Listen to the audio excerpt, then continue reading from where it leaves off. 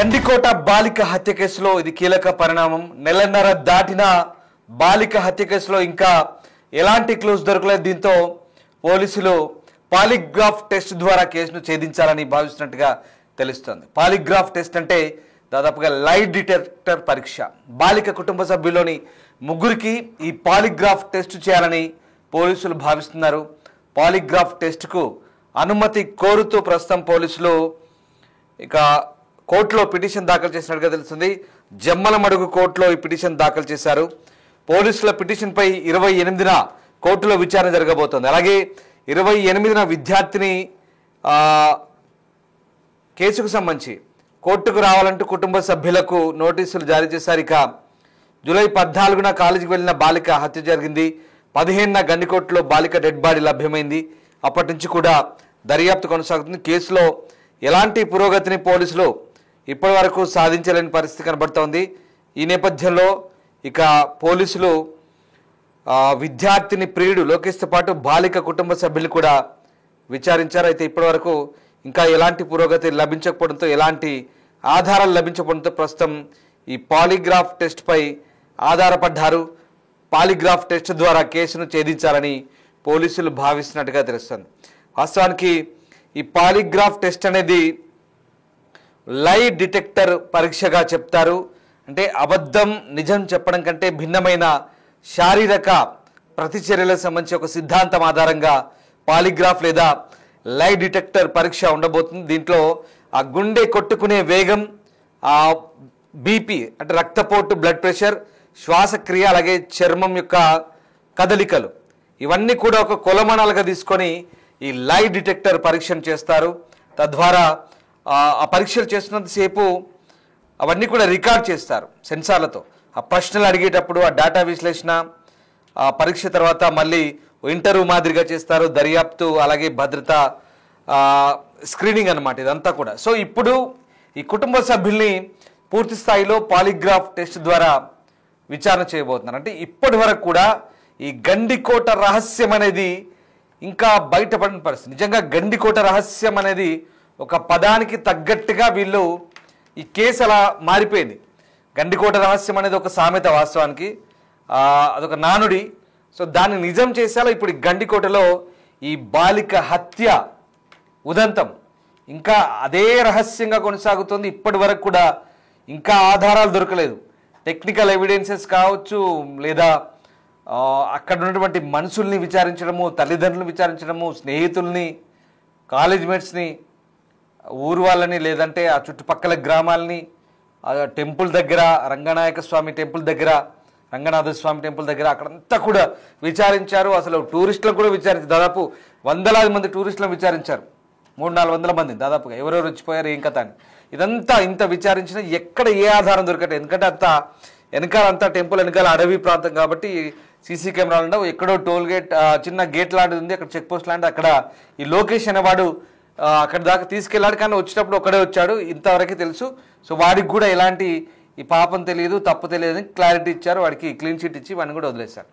ఇప్పుడు అయినప్పటికీ ఎక్కడా ఏ ఆధారం లేవు. మరి పైగా హత్య గావించబడ్డ అమ్మాయి పూర్తిగా భయంకరమైన దాడికి గురైంది. అంటే కంప్లీట్గా కాలేయము అంతా కూడా దెబ్బతింది. భయంకరమైన దాడి, దెబ్బల వల్లే అంతా లోపల ఇన్నర్ పార్ట్స్ దెబ్బతిన్నాయి. అంతేకాదు బాలిక శరీరంపై, ఒంటిపై అసలు దుస్తులు కూడా లేని పరిస్థితి. ఇంత దారుణంగా ఎవరు చంపుంటారు, ఏం జరిగింది అంతలోనే ఇదంతా కూడా ఇంకా మిస్టరీ. It's a mystery. ఈ మర్డర్ అంతా కూడా ఇంకా ఛేదించలేని పరిస్థితి.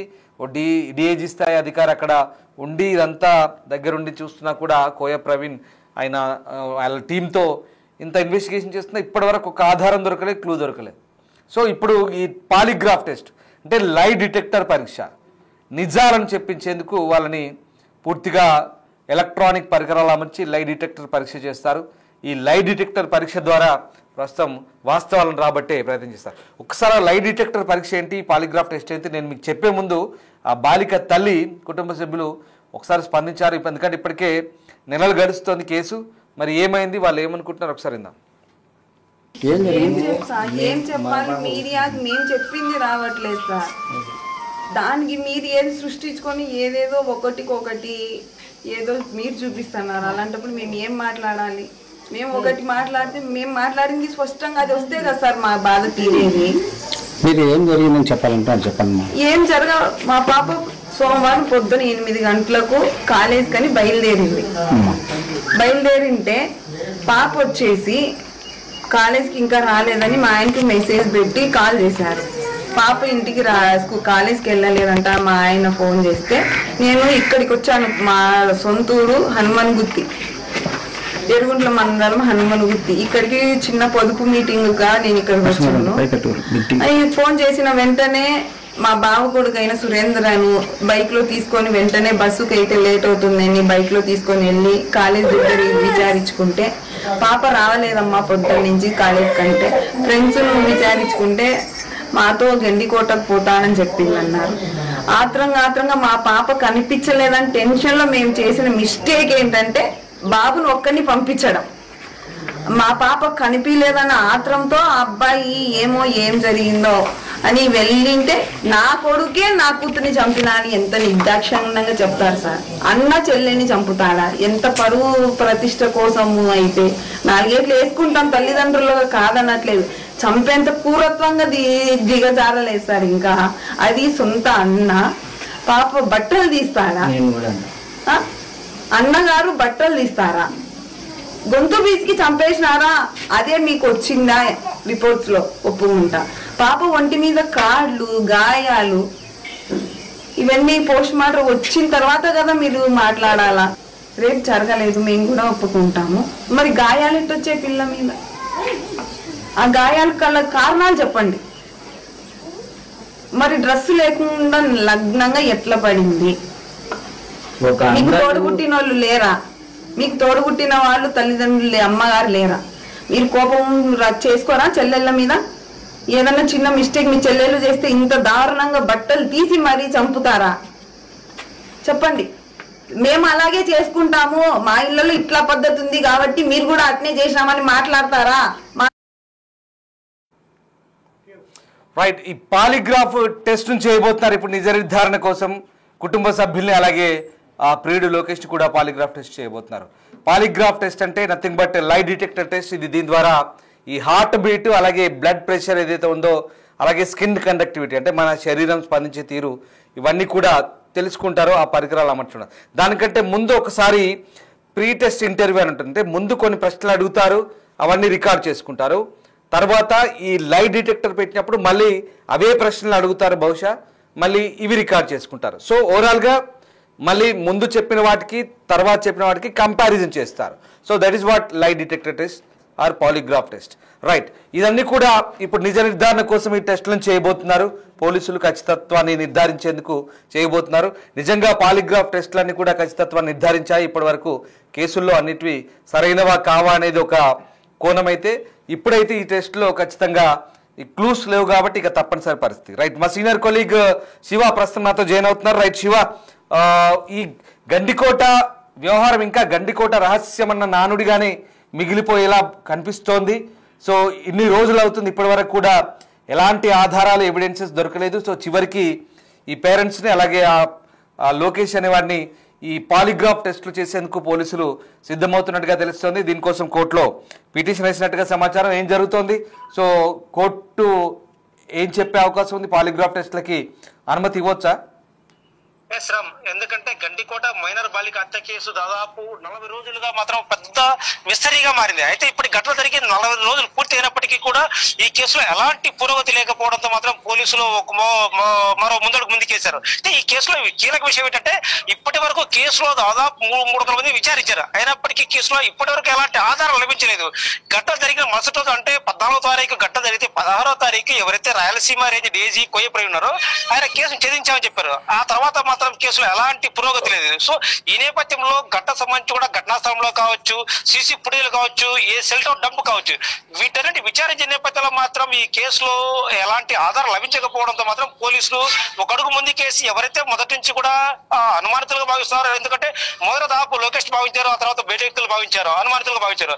ఆ తర్వాత ఎగ్జాక్ట్లీ పోలీసులు కుటుంబ సభ్యులపై కొంత అనుమానాలు వ్యక్తం చేశారు. ఎందుకంటే మొదటి నుంచి కూడా ఎవరైతే ఉన్నారో మైనర్ బాలిక హత్య కేసులో లోకేష్ ప్రమేయం లేని తర్వాత మాత్రం సమాజం మొత్తం కూడా కుటుంబ సభ్యులకు చూపింది. వీటిపై కూడా కూడా దాదాపు మన వ్యక్తి వేదికగా మాత్రం ఎవరైతే వ్యూవర్స్ ఉన్నారో వ్యూవర్స్ కూడా కుటుంబ సభ్యులపైన అనుమానం అంటూ కూడా సందేహం వ్యక్తం చేశారు. సో ఈ నేపథ్యం మాత్రం పోలీసులు ఒక అడుగు ముందుకేసి కుటుంబ సభ్యులపై విచారణకు దానికి ఆదేశిస్తూ కూడా లైవ్ డిటెక్టర్ చేయాలంటూ కూడా కోర్టు ద్వారా పోలీసులకు కుటుంబ సభ్యులకు నోటీసులు ఇచ్చారు. సో ఈ నేపథ్యంలో మాత్రం కేసు ఒక సంచలనంగా మారి చెప్పొచ్చు. ఎందుకంటే వీళ్ళు ఎవరైతే కుటుంబ సభ్యులు ఉన్నారో వీళ్ళు మొదటి నుంచి కూడా బాధితులుగా ఒక ఫిర్యాదు చేశారు. సో ఈ నేపథ్యంలో ఎవరైతే బాధితులుగా భావించారో సో ఇదే నేపథ్యంలో వాళ్ళ నిందితులు వాళ్ళే భావిస్తూ కూడా వాళ్ళు పాలిగ్రాఫ్ టెస్ట్ చేయడం మాత్రం ఇది ఒక కొత్త సంచలనం చెప్పవచ్చు. ఎందుకంటే మిగతా కేసుల్లో నిందితులు పోలీసులు గుర్తిస్తారు, అది వేరు. కానీ ఈ కేసులో బాధితులుగా భావించిన వ్యక్తులని కూడా పాలిగ్రాఫ్ టెస్ట్ చేయాలంటే ఒక సంచలనం చెప్పవచ్చు. ఎందుకంటే మొదటి నుంచి కూడా బాలిక కుటుంబ సభ్యులు అనుమానం వ్యక్తం నేపథ్యంలో మాత్రం వీరికి పాలిగ్రాఫ్ టెస్ట్ చేస్తే, ఎందుకంటే వీరిపై అనుమానాలు మొదటి నుంచి వ్యక్తం అవుతున్నాయి. మొదటి నుంచి కూడా ఈ కేసు మొత్తం కూడా లోకేష్ తర్వాత వీళ్ళు చుడుతుంది. సో ఈ పాలిగ్రాఫ్ టెస్ట్ చేస్తే వీరిపై కొంత అనుమానాలు తీరే అవకాశం ఉంటుంది. ఎందుకంటే ఘటన జరిగిన తర్వాత మాత్రం ఎక్కడా కూడా కుటుంబ సభ్యులు హత్య జరిగిన తీరుపై పెద్దగా ఆధారాలు అంటే ఆరోపణలు చేసే దాఖలాలు లేవు. మా పాపకు లోకేష్ దారుణంగా అత్యాచారం చేశాడు వాళ్ళు ఆరోపించారు. ఆ తర్వాత మాత్రం మాకు న్యాయం చేయాలంటూ కూడా మా పాప బాలికకు అన్యాయం జరిగింది, మాకు దారుణంగా హత్య చేశాడు అని ఎక్కడా కూడా వాళ్ళు ఎలాంటి అంటే దానికి సంబంధించి కూడా వాళ్ళు ఆరోపణలు అంటే మీడియా ముందుకు రాలేదు. సో ఈ నేపథ్యం వాళ్ళపై అనుమానాలు వ్యక్తం అవుతున్నాయి. వీరేమైనా మొదటి నుంచి కూడా అనుమానాలు ఉన్నాయి. సో వీరేమైనా హత్య చేశారా? సో వీరికి సంబంధించి కూడా పోలీసులు మొదటి నుంచి కూడా కొన్నిసార్లు వీళ్ళని 1-2 సార్లు విచారించారు. అయినప్పటికీ కూడా వీరిపై కేసు నమోదు చేసినట్టు తెలుసు.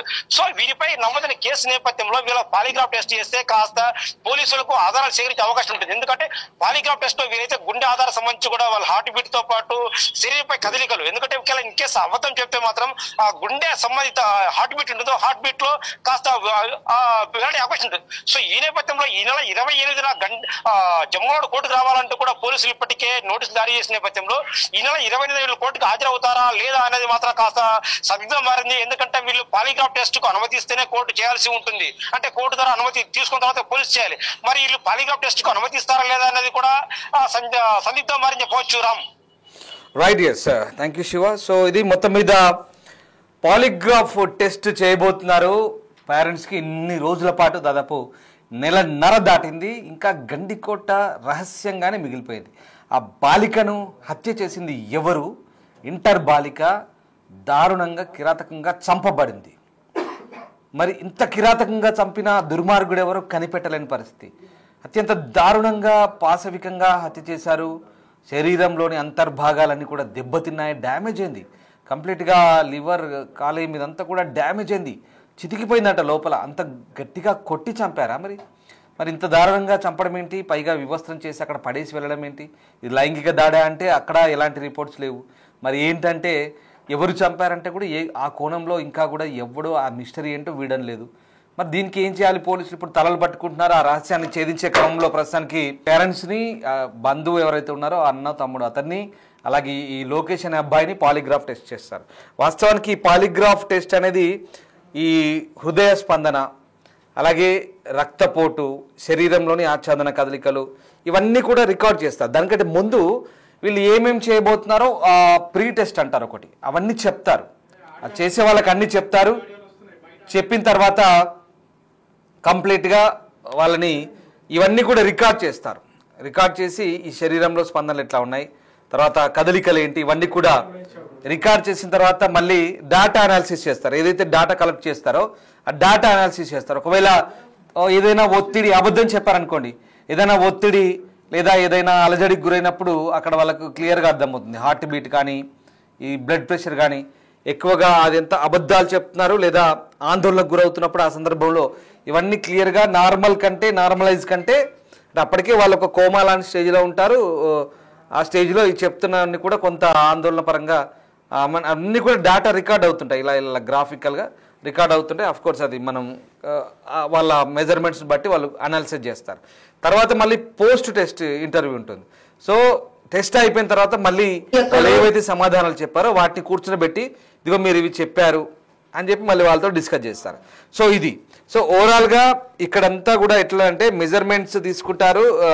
ఫిజియోలాజికల్ రెస్పాన్సెస్ అంటే ఇవన్నీ కూడా హార్ట్ బీట్, నేను ఇందాక చెప్పినట్టుగా పల్సు, రెస్పిరేషను, శ్వాస ఇవన్నీ చూస్తారు. అలాగే కంప్లీట్గా డిటెక్షన్ చేస్తారు, అంటే పరీక్షిస్తారు. సో ఆ రకంగా కంపారిజన్ చేస్తారు చివరికి. సో ఫస్ట్ అన్నీ అడుగుతారు. తర్వాత డాటా కలెక్షన్ చేస్తారు, తర్వాత అనాలిసిస్ చేస్తారు, ఆ ప్యాటర్న్ అంతా ఐడెంటిఫై చేస్తారు. ఏ రకంగా ఉన్నాయి ఫిజియోలాజికల్ ఇవన్నీ కూడా ఏ రకంగా ఉన్నాయి, అరోజల్స్ దట్ మే ఇండికేటెడ్ డెసిప్షన్ అంటే ఇవన్నీ కూడా రికార్డ్ అవుతాయి. వాటిని అన్నింటి కూడా అనలైజ్ చేస్తారు. సో పర్సన్ని ఎప్పటికప్పుడు మానిటర్ చేస్తుంటారు. ఇవంతా కూడా అవుతుంటుంది. సో మళ్ళీ పోస్ట్ ఇంటర్వ్యూ ఉంటుంది, మొత్తం అవన్నీ కూడా తర్వాత అడుగుతారు. సో ఇది పాలిగ్రాఫ్ టెస్ట్, లై డిటెక్టర్ టెస్ట్. సో ఈ రకంగా ప్రస్తుతానికైతే ఈ మొత్తం వ్యవహారాన్ని కూడా లీగల్గా కొన్ని కేసులకు చాలా అరుదుగా ఇవి నిర్వహిస్తుంటారు. వీటికి కొన్ని పర్మిషన్లు ఉంటాయి. కోర్టు పర్మిషన్ ఇస్తేనే ఈ లై డిటెక్టర్ పరీక్ష అనేది ఉంటుంది. సో ఆ రకంగా కొన్ని తప్పనిసరి పరిస్థితుల్లో చేయాల్సి వస్తే చేస్తారు. ఇవి చాలా అరుదుగా జరిగే వ్యవహారాలు. సో ఈ గండికోట వ్యవహారంలో మొత్తం మీద ఇక ఈ గండికోట వ్యవహారంలో మొత్తంగా ఇప్పుడు ఈ లై డిటెక్టర్ పరీక్షలు చేయాలనుకుంటున్నారు. సో పోలీసులు అయితే సిద్ధమవుతుంది. ఇంకా 45 రోజులు దాటింది. మరి ఈ గండికోట రహస్యాన్ని ఛేదించాలి కాబట్టి వాళ్ళకు కూడా సవాలే, తలలు పట్టుకుంటున్నారు. చాలా ప్రిస్టేజియస్గా ఉంది. ఇక ఈ వ్యవహారానికి సంబంధించి తల్లిదండ్రులు మాట్లాడిన రెస్పాన్స్ ఉంది కదా, ఒకసారి మళ్ళీ చూద్దాం. తండ్రి మాట్లాడిన రెస్పాన్స్ చూద్దాం. టీవీలలో ఎక్కువ చేస్తున్నారు సార్. ఇది అసలు పద్ధతి కాదు. ఏ రిపోర్ట్లు రాలేదు, ఏమీ లేదు. నన్ను మా తమ్ముడిని మేమే చంపినామని చెప్తున్నారు. అది చాలా తప్పు. నేను యాడిపోవాలని పోతా, డిఐజీ కాడికి అయినా పోతా, ఎస్పీ కాడికైనా పోతా. నేనే కోరడం లేదు.